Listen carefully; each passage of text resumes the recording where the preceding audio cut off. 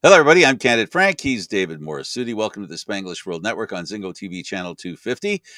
Please remember to download the Zingo TV app at the respective app stores for iOS and Android devices. While you download the app, make sure you rate, leave a comment. Both apps are absolutely free. Zingo TV is available on Google Chromecast, Amazon Fire, Fire TV sticks, Roku sticks, and also on all smart TVs 2016 forward. Don't forget to subscribe to Candid Frank Stanisci 1030 on YouTube, now on CFL Talk. Here he is, David Morassutti. David, how you doing, buddy? I'm good. How are you doing? I'm okay. It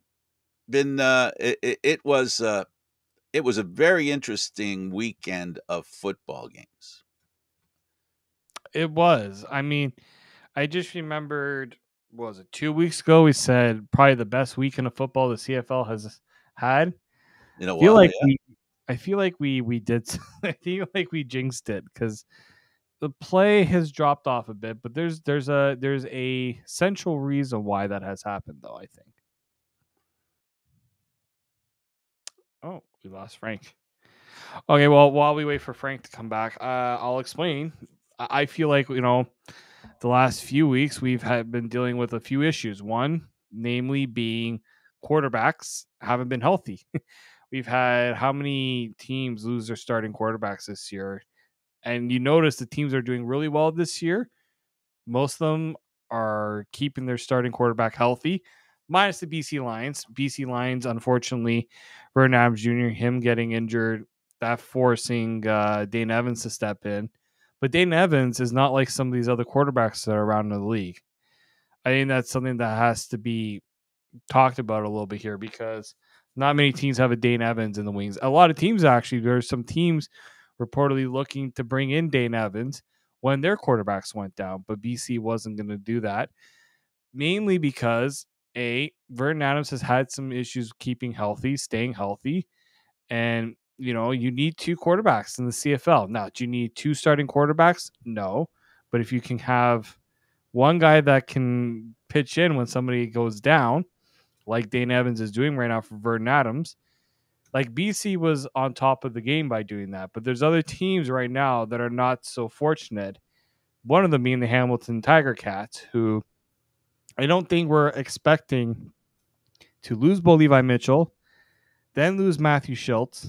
Taylor Powell looked okay in his first start. They go back to Bo Levi Mitchell, and this is something Frank and I were talking about things we wanted to discuss on the show, and this was something that almost escaped my mind, and I don't know how, but the Hamilton Tiger Cats might have done the stupidest thing I have seen a football team do in a really long time. And I want to know who is taking accountability for this decision because okay, so the situation is Hamilton's on their way to winning the game against Ottawa. They're pinned deep in their own end. They got to run out. Was it like 13 seconds left in the game or something like that? Now, this is not like the NFL where you can, take a knee, game is done. You have to do it a couple of times. So, Bo Levi Mitchell, the word from the bench was that we told him to take a knee. Bo Levi Mitchell doesn't take a knee. He tries to do a QB sneak to push because they're right up against their end zone, right? Something goes wrong, fumble snap or something. That could mean a touchdown for Ottawa, right? I've seen situations like that. So Bo Levi Mitchell goes for a QB sneak. Mind you, I can't remember the last time Bo Levi Mitchell had ever done a QB sneak in his life. And as he's getting pushed back by the Redbacks players, he suffers a leg injury. I believe it was I don't know if they called it a fracture, but it's a leg injury. Yeah, lower. Yep, it's a fracture from what I heard. Pretty much a fracture. We knew he had to be carried off. When you can't put any weight, when you can't walk off, most likely it's broken. They're hoping it's a fracture and a fracture alone, no ligament damage, because if there's no ligament damage, he could be back very easily by the end of the season. I'm sorry, carry on. Yeah. So first thing I want to know is why is Bo Levi Mitchell in the game there?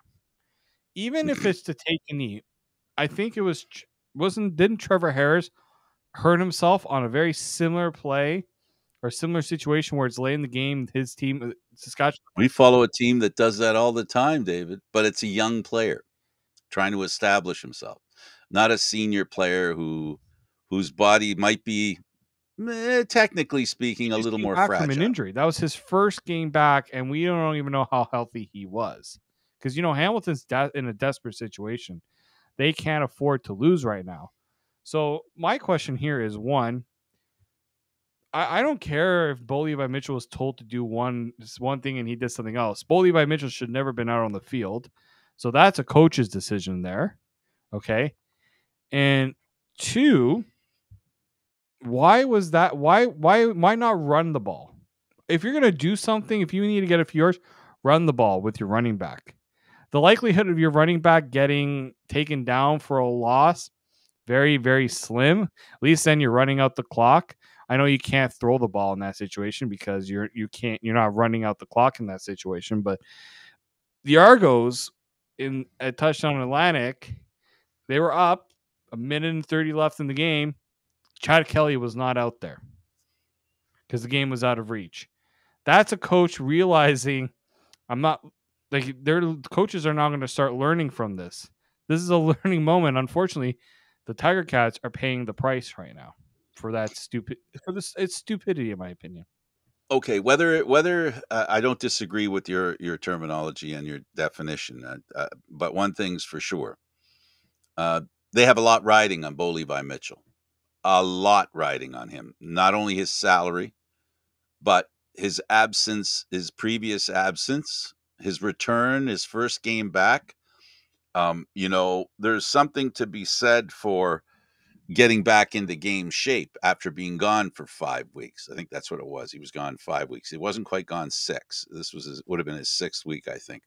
But anyway, I digress. The point being that, the first chance you have to take him out, you take him out. Never mind any other reason other than he just came back from an injury, and he's not in total game shape, and you don't want to risk a guy like him, as important as he is to you and your organization, and put yourselves in the position where something really bad could happen. We hear it multiple times. We have watched myriad of football games where teams have been far enough ahead and Caleros is still in the game. People saying, why is Caleros still in the game? He should be gone. And people are right. That statistically speaking, if the quarterback's out there, these are odds that you can bet on. If the quarterback isn't out on the field, he's not getting injured. The odds are really good. He's not getting injured. Soon as you put him on the field, you're tempting fate. And Hamilton, Bo Levi Mitchell, whichever of them is the one that's guilty for suggesting that he run. If he did that himself, he just compounded that the Hamilton organization, and I say organization because, the guy that's sitting on the sidelines that they call the coach, he's also a president of the company of the team. He's a high management person.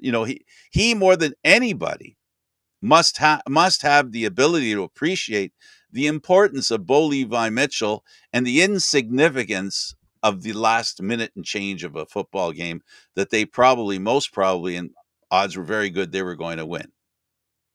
Yeah, to me that's a situation there where if I'm the owner of the team, this is the problem with right now. Who has to own up for this decision? It should be Orlando Steinauer.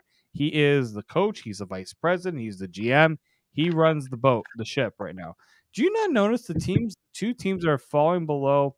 Well, Edmonton, I don't know how high the expectations were, but the teams that are really struggling are the ones that have one person in charge of everything. All three of the teams that are suffering, all the teams that have a guy that's more than just a coach. Right? A guy that's more than just a coach. He's a GM, and in Hamilton's instance, it's much like Edmonton, right? Yeah, well, all right. So go ahead. I know this is insert subject management cap.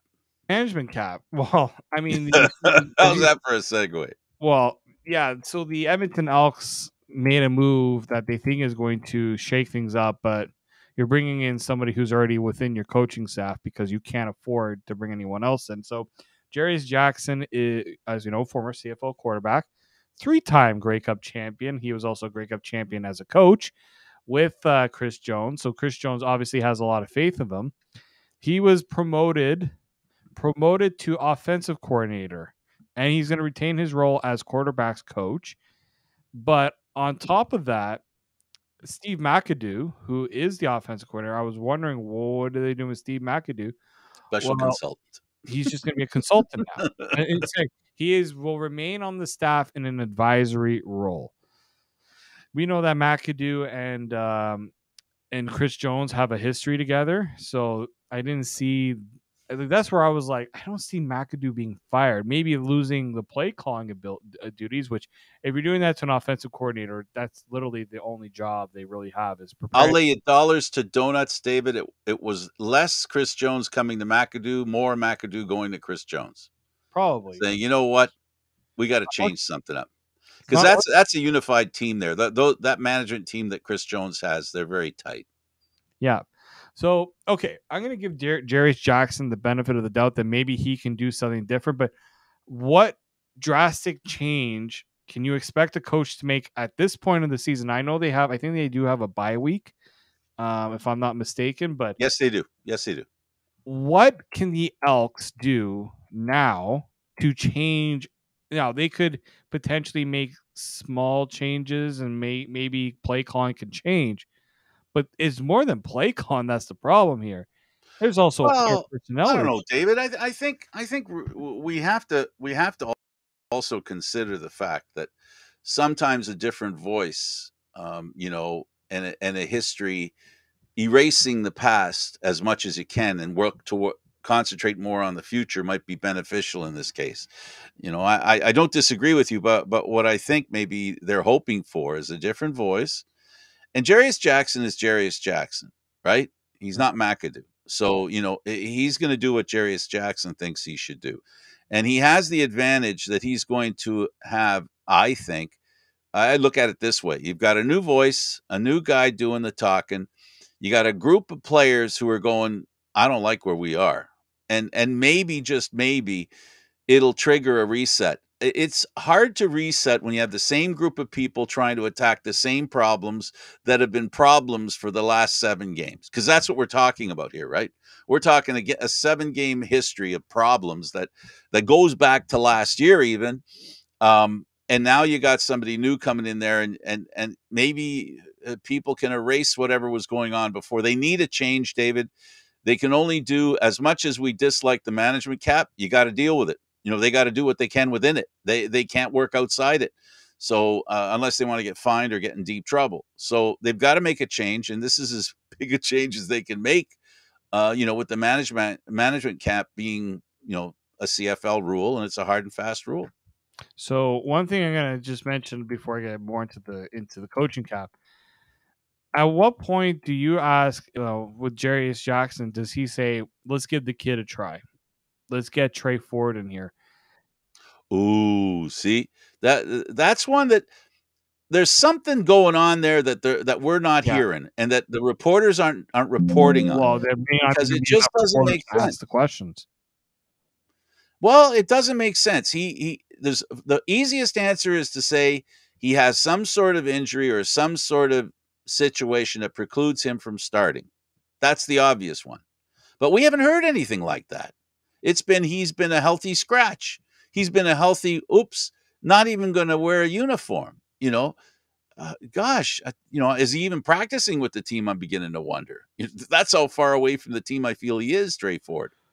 Yeah, I mean, we don't hear anything.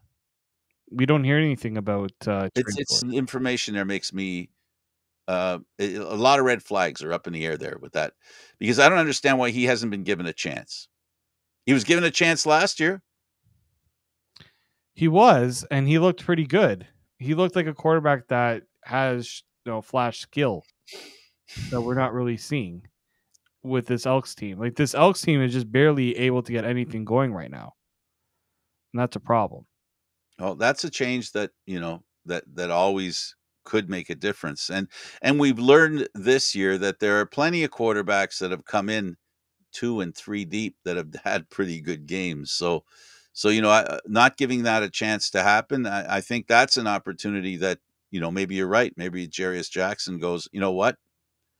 I'm a different guy. If there's a problem with Trey Ford and the coaching staff, again, these are all I am surmising. I'm desperate to understand why Trey Ford hasn't been given a chance to be the quarterback of the Edmonton Eskimos at some point season, this total collapse of a season, and we have not seen him under center. It just boggles my mind.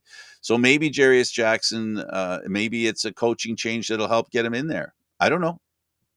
But they need something. And this is just one. I agree with you. This isn't enough on its own, unless it's the spark, which it could be. We never know.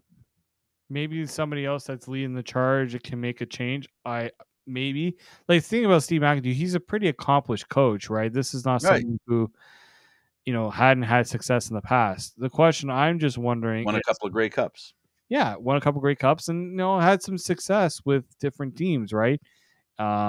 Maybe I just think that the coaching change is not just going to be enough.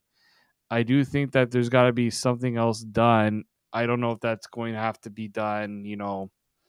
The thing is and what you're saying is it may be stuff that's done that we don't even really see. Exactly. It's a behind the scenes thing. Right. Now, I do know that everyone was asking about,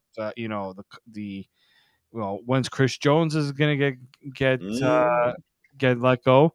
Well, I'm going to read you something here from the president, Victor Cooey, right? The person that would make that change. He said, there's always something I think about, good or bad, actually, because that's my job. I got to make those tough decisions. Obviously, Jerry Roy Simon would play a factor into this too. But, what are you going to do with the coaching cap, right? Making drastic decisions in your football operation mid-season is very difficult. It's like it takes take anybody from someone else's organization. And, well, that's actually a good point there. It's like, who are you going to bring in? But the coaching cap remains the biggest one, right? Mm-hmm. I think the way that there was reports saying that they kind of finagled or they made Jones's deal kind of work differently because of all the different rules that he has, although that was shut down a little bit. But I think, I like we know the reason why Chris Jones is doing so much. He sold himself with that job and saying, well, you don't need to pay for a GM because I can be a GM. You don't have to pay for a head coach because I can be a head coach. You don't have to get a defensive coordinator because I can do that. But the problem is they can't do anything else because there's money being saved, but it's also like this person is doing everything. So we can't just let Chris Jones go and then boom, we have to figure out 3 positions right off the hop that you have to replace. Can you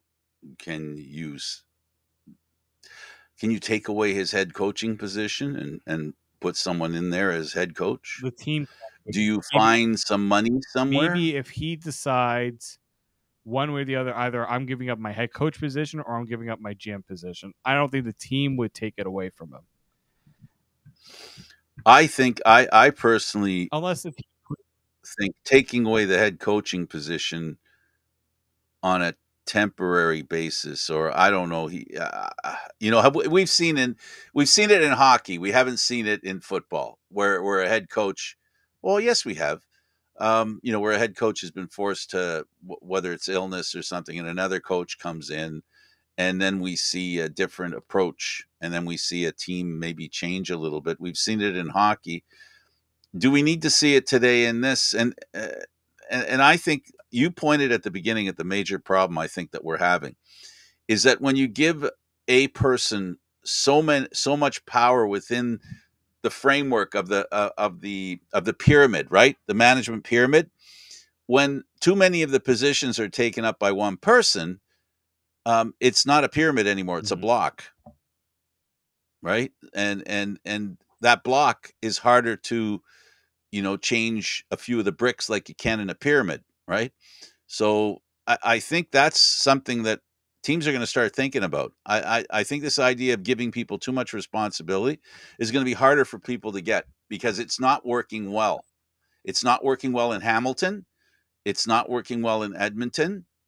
And was the third team? What was the third team? Calgary. Calgary. Thank you. It's not working well in Calgary. I think there is more to being a GM or a coach than just the fact that that's just another. It's not just another position, because when a coach talks to a player and when a GM talks to a player, there's two different conversations going on. How does one guy have both those conversations? And then you look at Hamilton. How does one guy have three conversations? Mm-hmm. What are you today? Are you the vice president? Are you talking to me as the GM? Are you talking to me as the coach?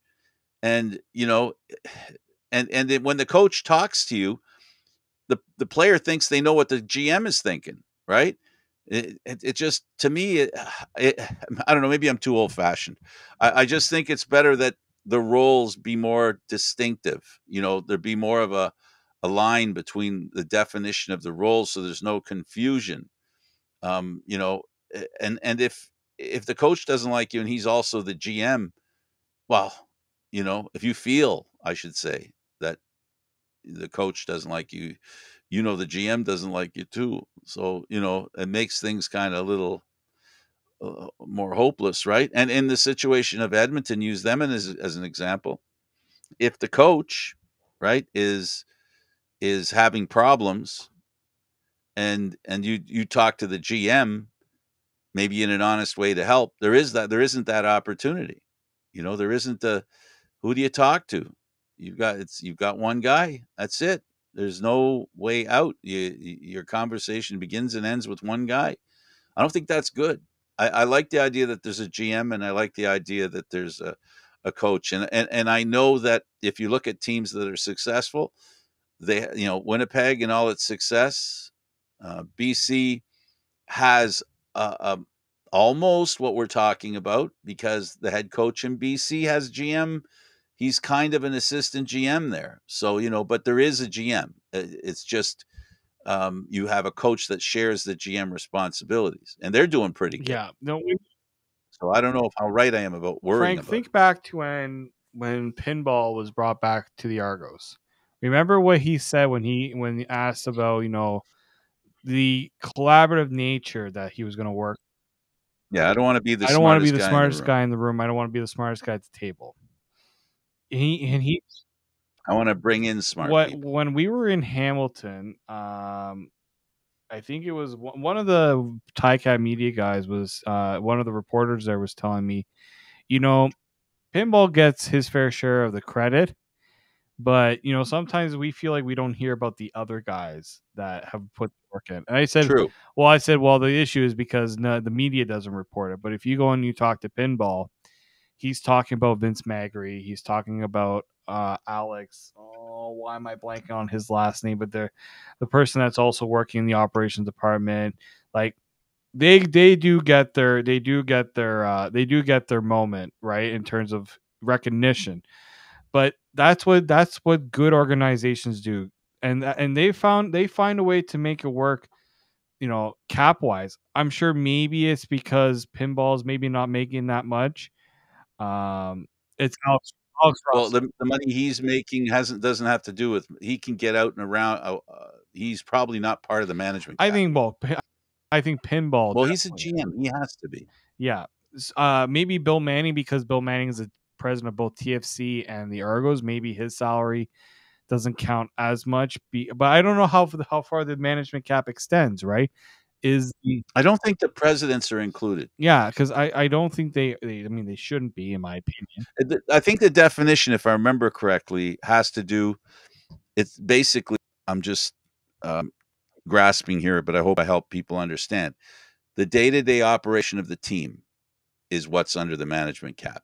Anybody that, you know what I mean? Anybody that helps organize the team on a basis of actually running the team, as well as being on the field, having to do with that. But when you're on the business side of the team, you're handling the business side. That's not part of the management cap. So it's just I think I don't. football I think Pinball's a GM, so operation. yeah, he would be. I think it's a football operations cap. So anyone Yes. that falls under that, I don't think Manning would, just because it wouldn't make sense, because they could just say, He's not well, part of operations. he oversees the organization, but he's not making football operations decisions. Right. Day-to-day stuff. So I love having this discussion about this topic, because you're seeing right now the teams that are thriving are the ones that don't have that structure of we're gonna try to outsmart the other teams by giving multiple jobs to one person. And some teams, We're going to do our best to hire the best guy. yeah, And to hire the best guy, we have to give him the most money. How do we give him the most money? We give him more responsibility. We give him more hats to wear. and when somebody has that now, Orlando Steinauer, when he first got there, it worked out, but now the cracks are starting to show, in my opinion. Right, he probably, if he wanted to, he can't. I know that right now, Scott Milanovich technically is an advisor, so I don't think he counts that much towards the cap, or at all. No I kidding. don't think they could bring, like, if they want to right now bring in a new coordinator and bring in Scott Milanovich, I don't even think they can do that right now in Hamilton. Like, it boggles my mind that the CFL I understand why they had implemented in the first place. I think there was a better way They to solve yielded this to the issue. players. They yielded to the players, David. It's what the players wanted. You know that. They complained about it in the Guess who's last couple. suffering the most because of it, in my opinion? It's the players that suffer the most. You don't think right now, if you told the players, look, we can do one of two things. We can improve the product by making sure teams are having the best staff possible, or, but the issues that the players had with the cap was that, teams could go out and give coaches and get coaches left, right, and center, and players were being cut with no issue, like things like that. But the thing is, players were fighting for the wrong thing for the longest time. Players should have been fighting for those guaranteed deals that they're now getting, or partially guaranteed deals, because no deal is 100% guaranteed in the CFL. But to get some partial guarantee, I think that was a bigger fight, and more of a fight worth having, rather than, no, teams got to be smarter with how they spend their management cap. I understand that there's teams that will say, well, we can't do X, Y, and Z because we're spending this much on a coach that's not with us. But I feel like this was something that I think if you ask the players and if you ask the league, they would want to do over on this for sure. I'll agree with you and use these words. If being destined into not having a good season, a whole bad season, because you have coaches that you can't change, how much are you happy that you can't get new coaches? It's come to the point where, to your point, I think there's a parallel between having no number one quarterback and bad coaching, or coaching that's just dried up. It runs its course. Not every, there isn't a coach that lasts forever, right? They have a shelf life. So what happens when that shelf life expires in the middle of a season? Now you're destined to have a bad year, like you're getting what you're having in I believe in Edmonton. I think they've got a management issue there. No matter how you slice it, it's a management issue. Did they make a mistake on the quarterback, on signing the quarterback? Are they not bringing in the right players to create an environment of winning? We blame the players first because they're the ones that are in the position to play well or not. But they're not there if management doesn't bring them in. So they're there because of management. Then there's the coach. They've been brought in, they're players. How well are they coached? And it's chain is only as strong as its weak link. Manager, but if you don't have coaching, right? If you can have a great general manager and they can bring in players, but for some reason those players aren't who the general manager's brought in, and the players they bring in and the coaches can't coach them up, and coaches can't coach players that just aren't there, they just don't have it. So you need all three to work. It's a symbiotic relationship, the GM, coach, and players. And there's a relationship between all three. And when you have one guy taking up two positions, it just makes it harder. That the relationship is harder to to work with, I think. And at least what we're seeing right now, I think, points that out. Yeah, I think the big lesson here right now is we're not talking about an Edmonton Elks team that's having a bad season. We're talking about an Edmonton Elks team that's had a bad couple of seasons. They've only in the last 2 years, I think, have since Chris Jones got to Edmonton, have won 4 games. 4. They're now they now set the record for the longest losing streak at home amongst North American professional teams. It goes back to when they had the other name. Remember the other name? Yep. They thought that this record goes back to when they were the other name. Yeah, which everybody's talking about. Many of the Elks fans are asking for it to come back. exactly. Yeah, I hate to say this. That's not changing what's going on with your team. I hate to be the bearer of bad news on that one. But the big one for me is you're looking at obviously a decision here that hasn't worked.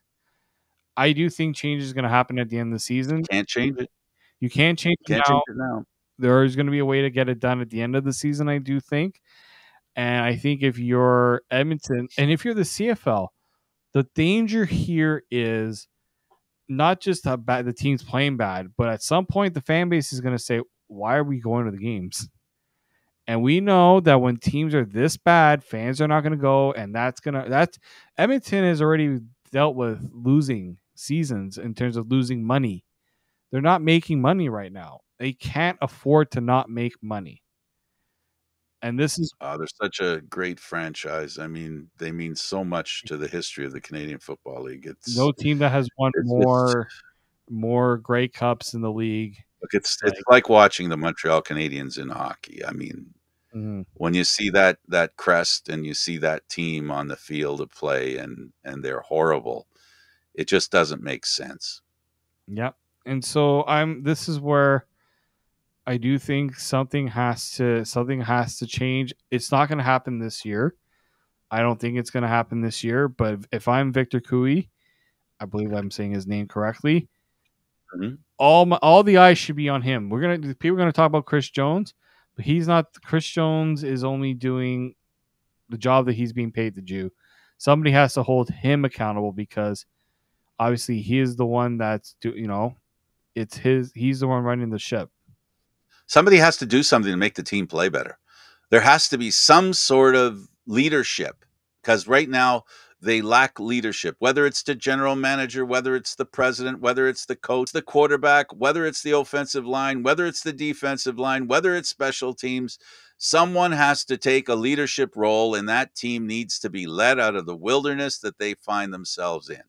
That's who they are. They are a team in the wilderness. They are basically lost. And someone, somewhere has to point them in the right direction. That right direction won't necessarily need to be winning a game. It's no longer just about winning now. They are so far away from winning. They need to look like there's hope that they'll win. That's what they need right now. That's what they don't have. If you're an Edmonton Elks fan, there's very little hope your team's going to win. That's got to change. So they've got to make that change and then make the next step without going backwards. But we've got to see some improvement in the way they play. Do you want to blame the quarterback? Sure. Let's blame the quarterback. So wait a minute. We did change the quarterback. Well, okay. A few times. Yeah, I know. I'm just being facetious. I'm just being silly. It just the point is something has to change. The team has to look like they're coming out of the wilderness, but they look like a team that has quit. 27-0 in football is quit. They have been shut out. That's twice. Not just losing. They have been shut out twice. It is really hard to not score a point in the CFL. I've never seen a team ever get shut out in my life. I've seen teams score 1 point. I've seen teams score 2 points. I've seen teams score 3 points. I have never seen a team get shut out, let alone shut out twice in the same season. Yeah. We've seen it in the history in the low-scoring NFL days. When teams were winning 6-0 and 10-0 or 10-2. You know what I mean? Those days. because there were hardly any points being scored, but not in the Canadian Football League. And the scoring is up, and it's still up with what Edmonton is not doing, which is scoring. Yeah, no, it's pitiful. I have a lot of I tweeted and I said it's one thing for a team to be bad. It's one for a team to be bad and have no hope of getting out of it. I can't even describe what I would do right now, because there's just so much that I could point out that needs to be changed, and you can't make those changes in this season. It's a lost season, and that's really tough to sell right now. Edmonton can do all the gimmicks they want to try to sell and get tickets purchased. Nothing's going to work right now because people don't want to go and see a team that's given up on a season, because they're pretty much at the midway point and they haven't won a single game. Let's talk about some positives. So far, all we've done is talk about an injury from Hamilton. We're talking about Edmonton. We talked about Calgary that are 2-5. Saskatchewan, they have their number one quarterback injured, but they at least seem competitive, which is fantastic. Their defense, and then you have Winnipeg and BC in the Western Division. These are two teams that, you've got Winnipeg that was unbeatable for the longest time, and BC seemed to be unbeatable. Yeah, they're not perfect, but two really good football teams, which makes it really tough in that division if they want to make up some points within, with playing those teams. I love what BC's done. It's fantastic that Evans has found a place to show what he can do, and he's the quarterback that Hamilton had before last season and towards the end of last season. Evans worked his way out of his doldrums at the end of the season, which is why I wasn't sold on bringing in Bo Levi Mitchell. I think they would have been fine with Evans. You know what? I do think I really like what BC has done, because that was a team that people were like, oh, they lost their shining knight in Nathan Rourke. And I said, well, Vernon Adams Jr. is not a bad compromise. Then you go and get Dane Evans, and to me, I mean, I said it when you kind of we lost you for a second. Then I said that's a team that was proactive. That was a team that's saying, we don't want to be a team that relies. We want to have every basis covered. And they believe a backup quarterback should be a starter, or at least that's close what they to being proved. a starter. That's what they proved to me. The backup, they want their backup quarterback to be somebody that if their starter goes down, there's no hesitancy about whether this player can get the job done. There is not a stark contrast when their number one goes down. No. Now, the guy they had last year was, an MOP kind of candidate. But we also know Vernon Adams had an ability to be an MOP. So their backup then was somebody with pedigree, with the ability, historically speaking. So, and now what they did was they took Evans, who had a good run with the Hamilton Tiger Cats. He was a big part of their team finishing first, going to the Grey Cup, for goodness sake. So, not a bad number two in BC. I like what BC does when it comes to quarterback. They organize their cap in a way that they don't give up the idea of having two number one quarterbacks. We can argue about how close they are every year, but there's no doubt that they both can be number ones. Even here in Toronto, who's the number one quarterback if Kelly goes down? Well, based on the depth chart, it'd be Cameron Dukes, but we already know that the drop off between Chad Kelly and Cameron Dukes is, I hate to say it, but we haven't seen Cameron Dukes a lot, but we have the idea that it's not going to be the same. Right. They might prove it different. There's nothing to say that the Argos don't have a guy who's a good number one. But what we are talking about is the perception through the experience established by the number two quarterback. Does he have a history, right? And Evans does have a history. Adams had a history when he went to BC and when they traded for him from Montreal. Yeah, exactly, right? And so Hamilton thought they did that when they got Matthew Schultz, right, to be the backup for Bo Levi Mitchell. We knew that Matthew Schultz had a pedigree to at least he could start and win a game, right? Yep, he had a short history, but he had a Ottawa, history. unfortunately, they didn't realize that they had their backup in their fourth string quarterback. So I wonder how different Ottawa's season would have been if Crum was the guy right from the guy at least given them opportunity a little bit earlier. Muncie, I'd rather sit on the thought that he was there for them to have when they needed him, because their season, even though now they're 3-4, that's not bad for Ottawa being 3-4. If someone had told you, David, that their number one quarterback Mazzoli went down again, and 6 games later they'd be 3-4, I think you'd be happy. I know I would be. I know I am for them. 3-4 is good where they are.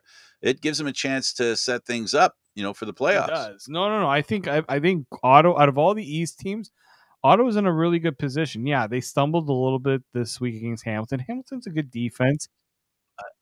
I think Crum has a history now. Now, this is where now we're going to find out how good a Right. quarterback he is, because the biggest thing for a quarterback is early success needs to be followed up by the effects and the ability of the opposition to get a book on you and now figure out from what they've seen thus far to make you ineffective. How do you adjust as a quarterback who started out Yeah. well? Now they're starting to figure you out. Do you have a plan B and plan C? That's what makes great No, quarterback. I do agree with that. And I'm very curious to see how does like with Ottawa, that's the big one there. I still think Ottawa's in a good spot. Toronto, we know Toronto right now is like Toronto and Winnipeg are in BC are kind of in like a different tier from the rest of the league. I think Toronto is obviously clearing above the best team in the league, which I'm going to say this, Frank. In my lifetime, I've never seen a Toronto Argonauts team that was overwhelmingly the best team in the CFL. And does it in so many Yes. ways and unpredictably win games. Like every game you go to, you're really not sure how they're going to I win. think that's a perfect way to describe them. And You're not sure how and they're going to it's the win. perfect way to describe a team that's forged an identity that it's not going to be the Chad Kelly show. It's not going to be the defense necessarily.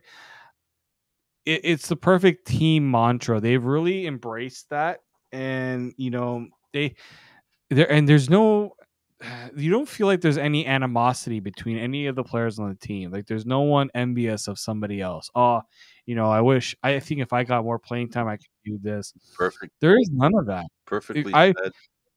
And you know where there's a good spot where that could be very possible?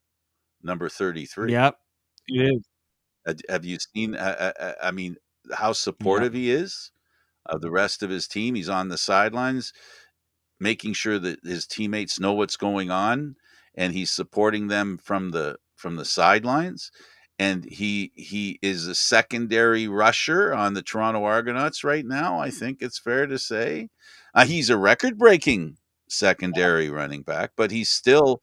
We know this is Willette's team. The running game. He's the face of the running game. Yes, no, for sure. I mean, first off, Andrew Harris, congratulations on being fifth all time. The problem is Well deserved, well well earned, earned. and congrats The from me problem too. is that Damon Allen, like, it blows my mind that he is still among the top rushers of all time. He also was here. When I see that stat, every time I see that stat, I go, Mike "Really? Pringle. Okay, I- I Mike forgot." Pringle is never that record's. I don't think that record's ever going to get touched. So good on him. Like it's good. It's a good omen to realize that there are some really good records that are going to probably stand for a really long time in the CFL, but that you're still seeing guys stick around long enough to break some of these records. I think that's the important one there. Andrew Harris could have walked away after Winnipeg won their second Grey Cup, right? People were kind of saying maybe this is the end of the line for him. No, he stuck around. I do believe that these are records that are important to him. A legacy is kind of important. I think another Grey True. Cup's important to him Well, too. and that's the thing, right? Like we're talking about these records, and maybe this wasn't even of his mind. Maybe he said, "This is a team that's good enough to win again. Might as well get another championship run out of it, right?" And one that he doesn't have to necessarily put his body through what he went through in past years. Definitely doesn't have to sacrifice his stand he has in the past. He No. definitely hasn't had to do that. But what he has done, and I've noticed, and I find it's important.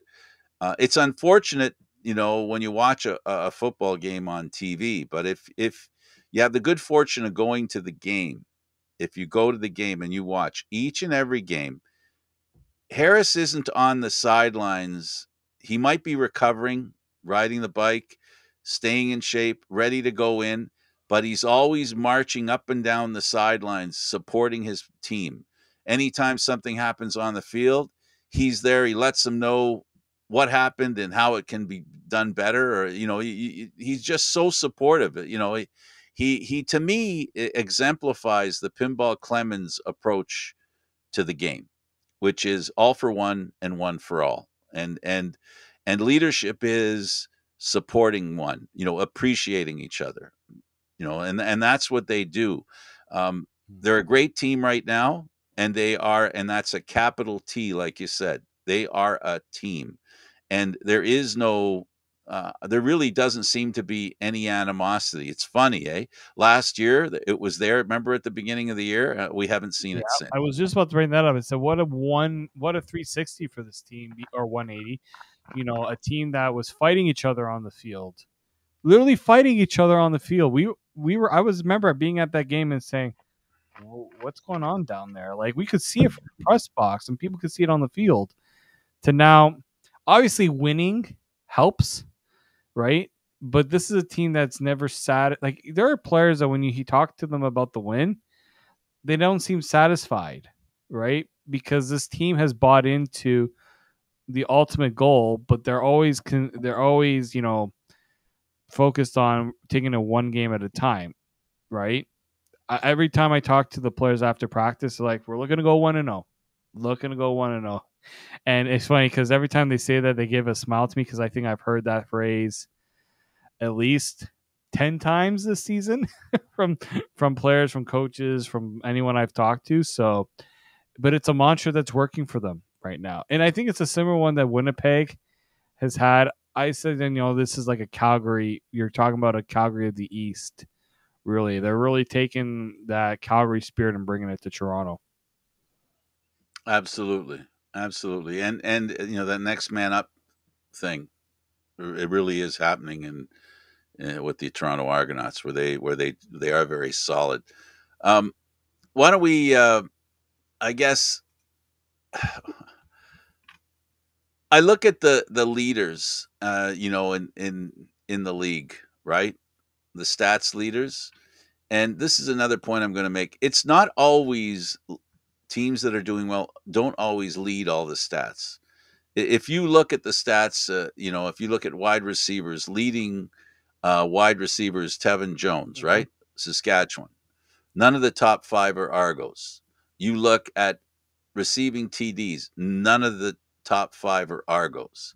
You look at defense, tackles, none of the 5 are Argos. You look at sacks,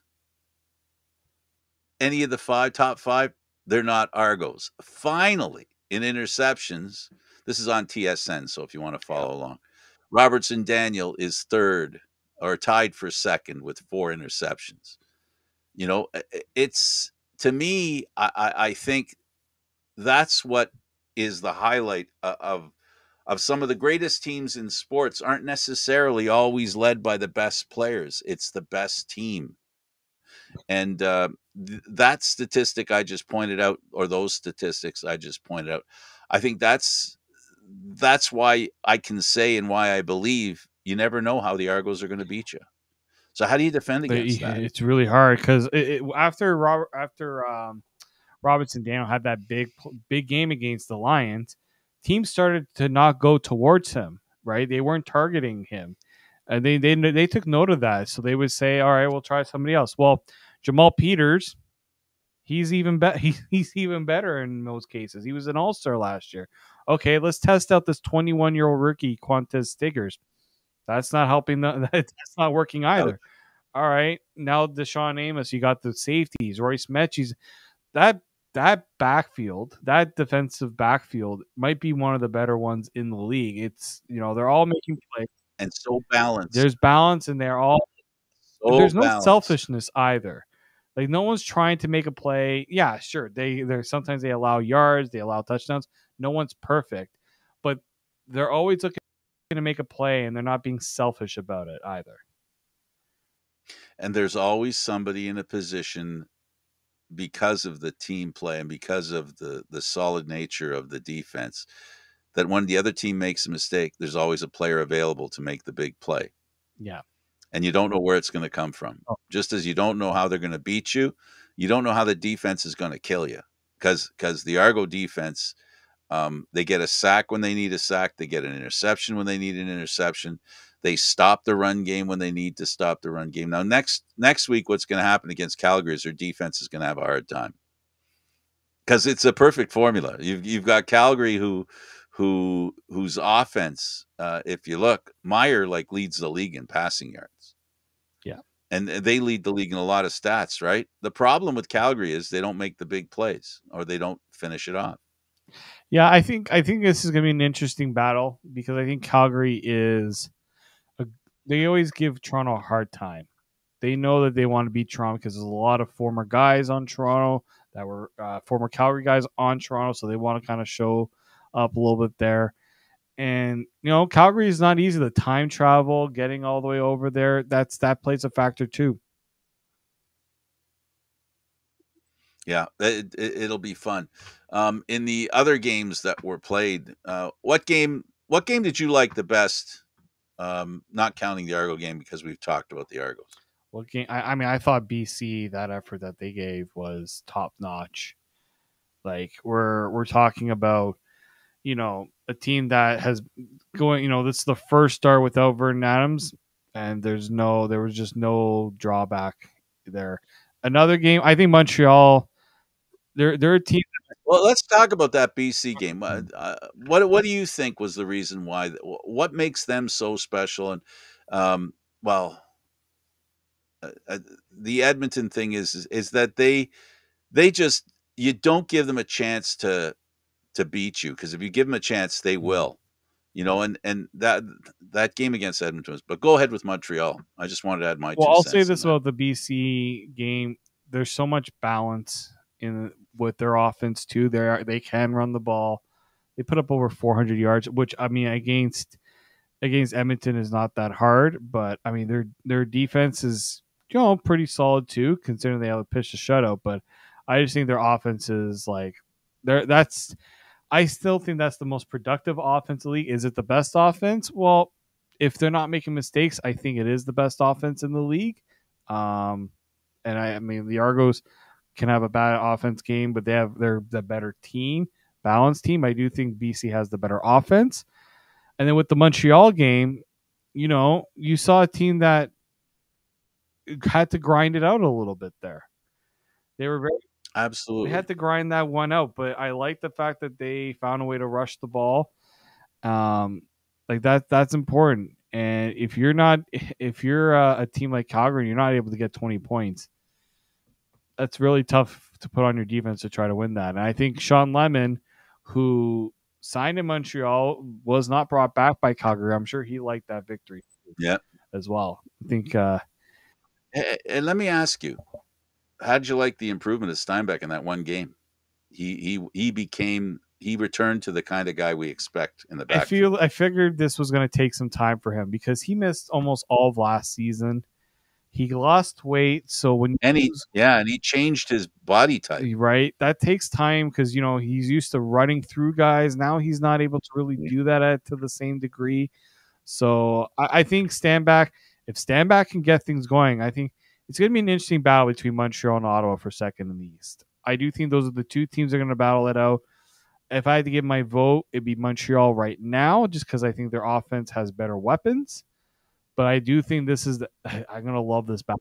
And they have a healthy number one. And they have Fajardo, right? So that's always going to play it. So I think Montreal is going to be an underrated team. They're going to be a team you're going to have to be very weary of down the stretch here. I think if they get the running game going, that's going to make their offense that much tougher to go up against. have to leave the last word with you. We're at the end of the show here. David, thanks for doing this. Thank you, Frank. For David Morassutti, I'm Candid Frank Stanisci. Thank you for watching CFL Talk, airing live Mondays at 9 p.m. This show can also be heard on the Spanglish World Network. For CFL Talk, news, entertainment, and other sports programming we offer, check out SpanglishWorld.ca. Spanglish World. Watch it, hear it, read it, download it, and live it. Thanks for watching, everybody. I'm Candid Frank.